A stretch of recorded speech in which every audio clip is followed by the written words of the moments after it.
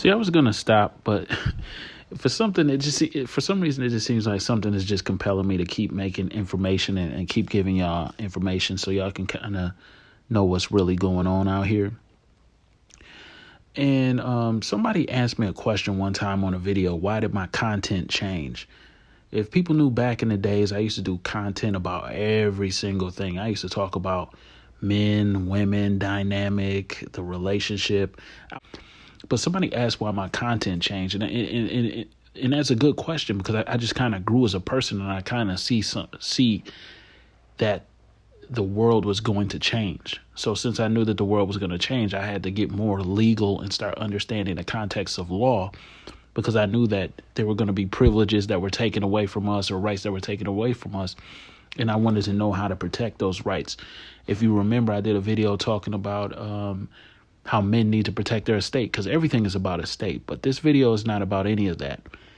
And for that person to remember that, they must have been following me for a long time. And I thank you for that. But I want to talk about something. I really want to talk about how lawyers get this assumed authority in court. And I watched a video with, Rod Class, and Rod Class, he has good knowledge of law, but he really doesn't understand how the court system truly works. And like when a lot of people are going into court, they're arguing, I want a common law court, whoop de wop de whoop. Most people don't even understand how court is ran. So let me explain to you how the so-called lawyers and really get into court, and how they kind of found their way around the court. And the way that they did is called arbitration. Now, if you ever heard of arbitration, since I have a heavy background in mortgage foreclosures, what an arbitration is you could pick an arbitrator, and sometimes, a judge or a clerk can certify the arbitration award. Well, this is exactly what happens in court. Okay, the police officer is making a claim or trying to do an insurance policy, which is a traffic ticket, and to use you as the surety or the underwriter for the traffic ticket. Okay, so they're trying to assign liability to you. So what happens is they use the court, because anybody can use the court. You see what I'm saying? You can use the court, and so can the so-called government use the court. Well, what the police officer does is he brings his insurance claim into court, and he uses the judge and the clerk through an arbitration. This is really what's going on in court. And this is what these, a lot of so-called sovereign citizens and patriots and Moors don't understand. But you really need to understand this, because this is why these bar associates who really have no legal standing to be in court, because, there's no such thing as a licensed lawyer or a licensed attorney. They use arbitration. And arbitration is a form of alternative dispute resolution. ADR is a way to resolve debts outside of the courts. Now, just because you're inside a court doesn't actually mean you're inside a court. Okay, the dispute will be decided by one or more persons, the arbitrators or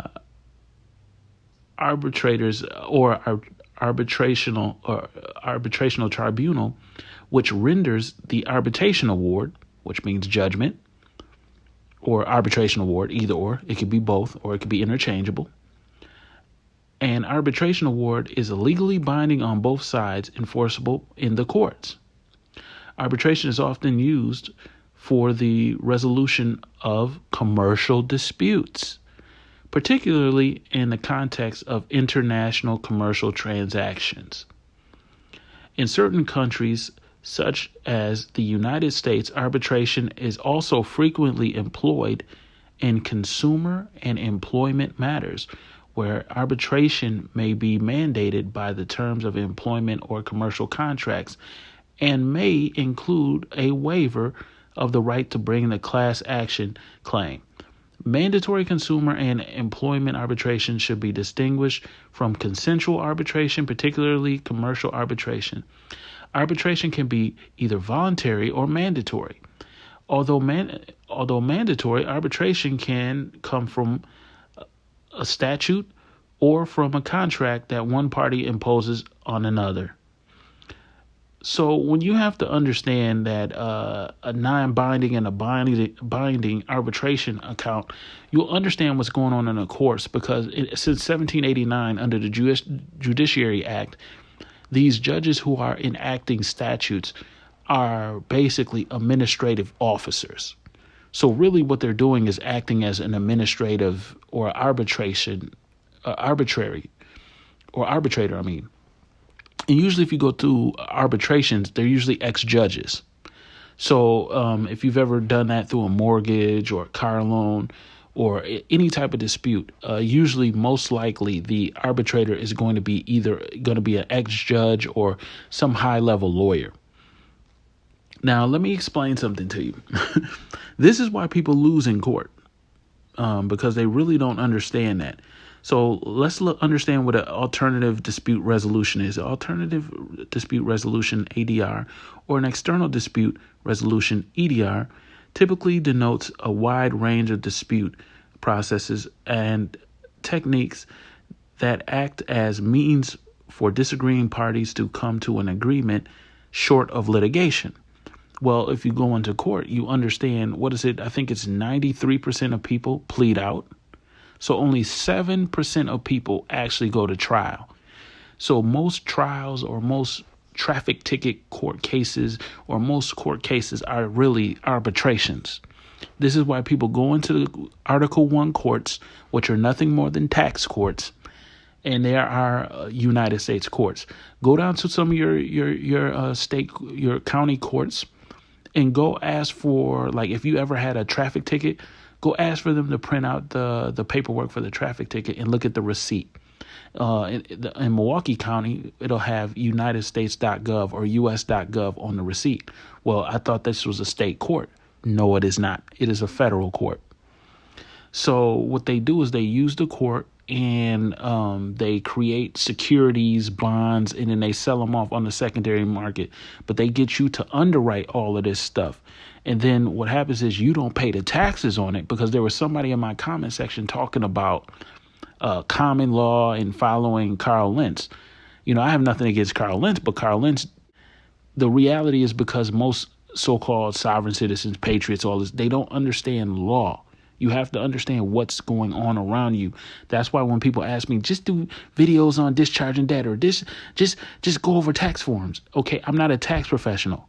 You see what I'm saying? I just understand the form. I read it. I know the law behind the form. That's what I do. I don't sit here and try to go, step on tax professional stuff. If you have questions, go to the IRS or read the instructions. It's that simple. I'm not fixing all your life problems because I don't ask you to fix mine. But they tried to say something about going to Carl Lentz and common law. And I'm sitting here like, and this is not a shot at Carl Lentz. I don't think Carl understands the full commercialization of the court. So since the court is used as a commercial aspect, and under Article 1, not the 10th Amendment, the 10th Amendment makes Article 1 clear. And that kind of, delegates to the state these lesser charges and these inferior tribunals. But the police are actually federal. They get their federal funding and they're federal. Just like these courts are federal because they get federal funding. So you can't get funding from something and not be of it.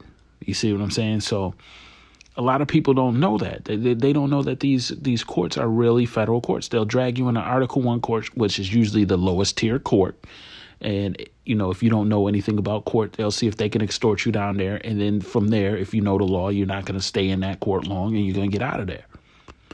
But yeah, I wanted you to know that what they're doing is arbitration. That's how these lawyers. So when you're going in a court, it's arbitration. They know they don't have no standing. So the prosecutor, when a officer brings in a traffic ticket, it's a lawsuit. I don't give a damn if it's criminal. It's a lawsuit. But what they want you to do is to sign on to the lawsuit and become surety for the lawsuit, so they can take your rights under the 13th Amendment. Remember, if you read the 13th Amendment, it says that slavery is illegal except for a crime. So what happens is when you go into court and you contract into parole, you contract into child support, you contract into criminal charges, all of that is done by contract. A majority of people don't understand the severity of this knowledge until it's too late. This is why back in the days I used to do videos trying to tell so-called MGTOW men, and hey, I think you're following some of the wrong people. It's okay if you want to go your own way, but know why you're doing what you're doing. Don't be a bitter man. Don't be angry. You have to understand a female's nature and just deal with the women who want to deal with you. Well, the reason why I was trying to tell these men that is because I already knew how to beat divorce. I already knew how to beat child support. I already knew how to beat alimony. I know how to quash a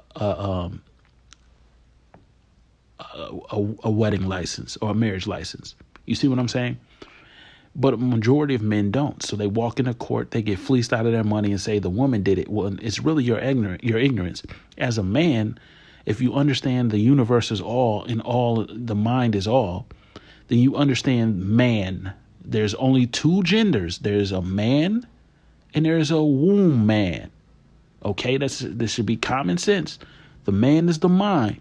So whatever a man thinks or whatever a man accepts, that's his reality. That's why I try to teach you. But, I wanted y'all to understand that what these courts are doing is arbitration. And this is how they get around a lot of policies and laws. And it seems like somebody's cutting the grass outside, so they're getting real loud. Okay, they're going to stop. Okay. But yeah, so what they're doing is they're doing arbitrations, which are really simulated legal proceedings.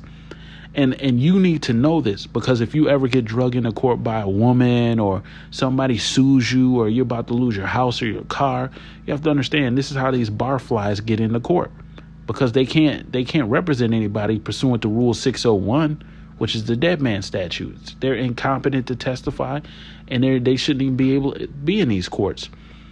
But the reason why they're in these courts is because what's going on is an arbitration, and they're setting up a trust and they're conveying property. So right there, if they're conveying property, they need to file the proper tax forms, because these attorneys are getting away with murder. They are conveying securities, they're conveying property, and they're not paying any taxes for doing it, which is a taxable termination under Title 26 of the United States Code. But I want y'all to know, once you know this stuff, and somebody gives you a traffic ticket, or somebody tries to give you a gun charge, drug charge, whatever the hell, you will know how to beat it. And I try to tell y'all to learn the law and learn the foundation and stop looking for quick fixes. Because once you know the law, all this stuff will come to you. It'll all come to you. You'll be like, oh man, you'll be coming up with remedies in your sleep. All right, y'all. Y'all have a good one. Okay, I kind of had to ditty this a little bit and remix this because there was so much more information I found out, in regards to this video.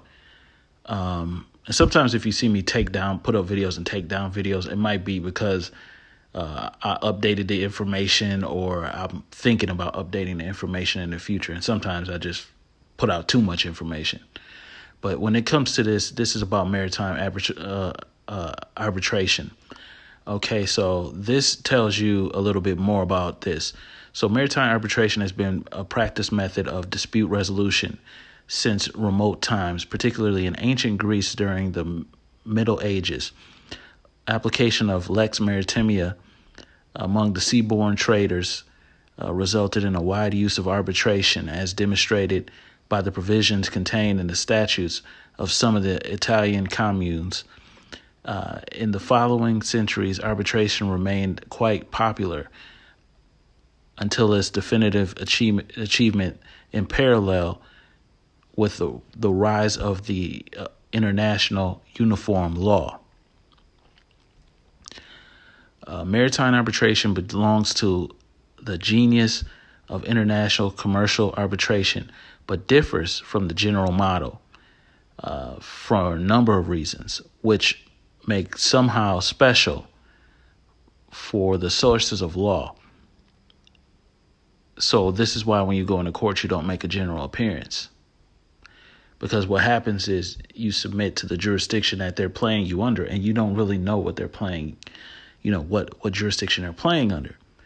So you always need to know the rules of the game. I'm going to skip past this because it's going to explain that arbitration has been an extrajudicial method of dispute resolution since its origin.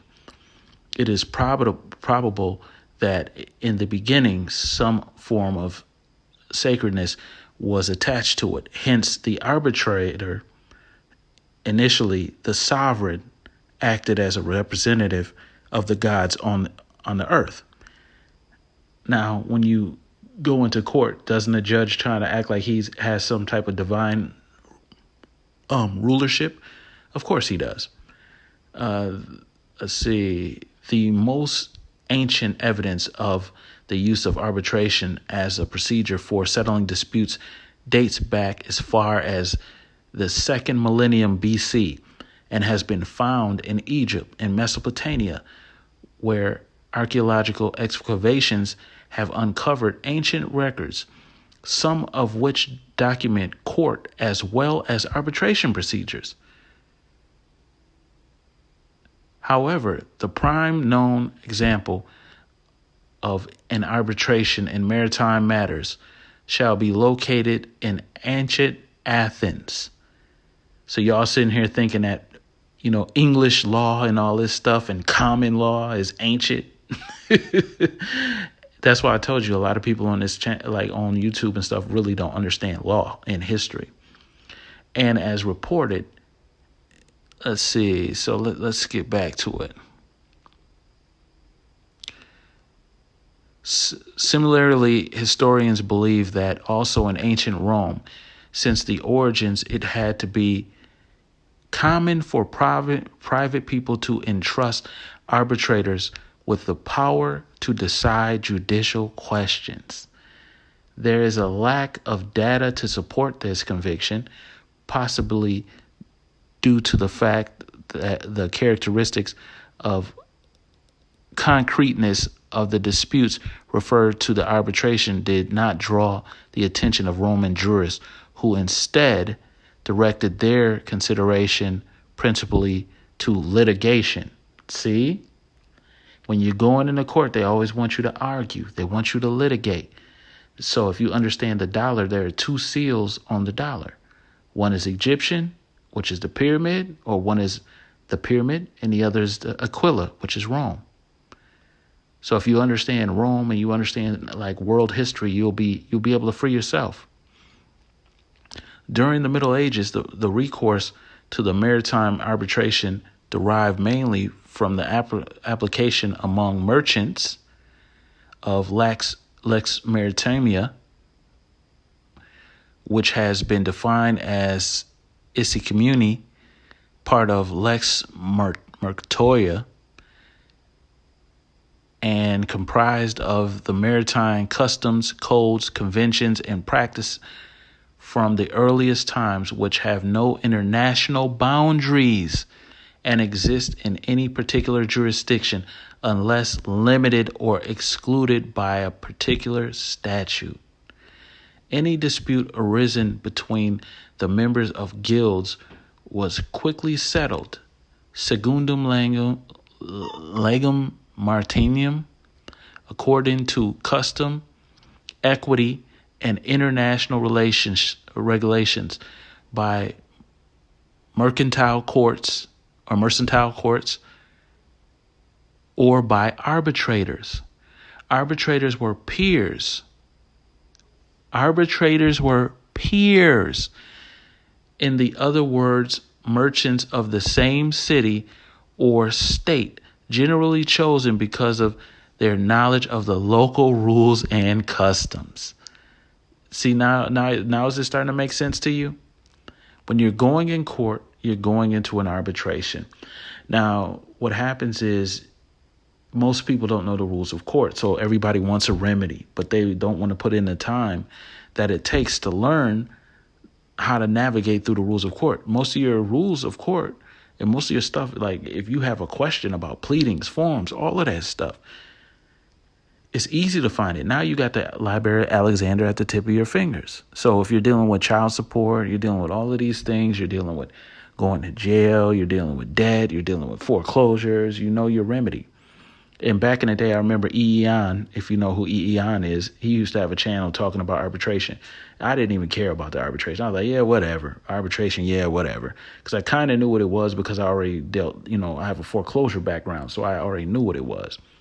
But when I started sitting around and I was like, what are they doing to get into court? What are these people doing? So I watched Rad Class's video and I was like, I bet they're doing arbitration. So then I started doing research and finding out, what the bar, does. And that's where I figured this all out. It's maritime arbitration, because they're using you to indemnify people against loss. It's all arbitration. So that's how they get around the courts. And the courts are really nothing but commercial trading buildings. Well, I'm out. Before I go, I forgot about an important part. I stopped reading right before it got good. Okay, the purpose, this is for people who talk about common law. Okay, so the purpose of an example in England, in parallel with the progressive assimilation of Lex Maritimia in the common law system, arbitration was a common mode of settling controversies in shipping cases among commercial men. In particular, where questions of nautical skills were involved and where frequently two or more private or experts acted as enablers. I don't know how to say that. Also in France, commercial arbitration rooted deep-seated, especially in the occasion of the Revolution of 1789, when it was legally defined as les moyens, les plurus. Oh my God, I don't know how to read all that. Okay, so this is just talking about the history of this. So this arbitration has always been used in commerce. And since everything is commercial, you have to understand that. So basically, the birth of modern maritime arbitration can be traced conventionally to the American Civil War, when contract claims followed the naval blockade of the South created a congestion before the English courts, which conceived the Liverpool Cotton Association, whose members handled most of the cotton trade, to commerce, inserting arbitration clauses in their contracts.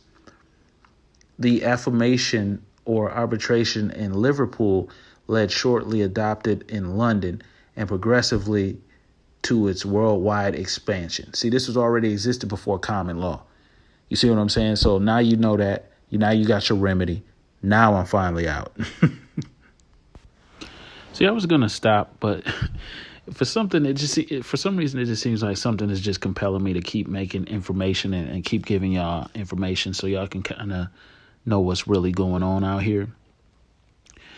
And somebody asked me a question one time on a video: why did my content change? If people knew back in the days, I used to do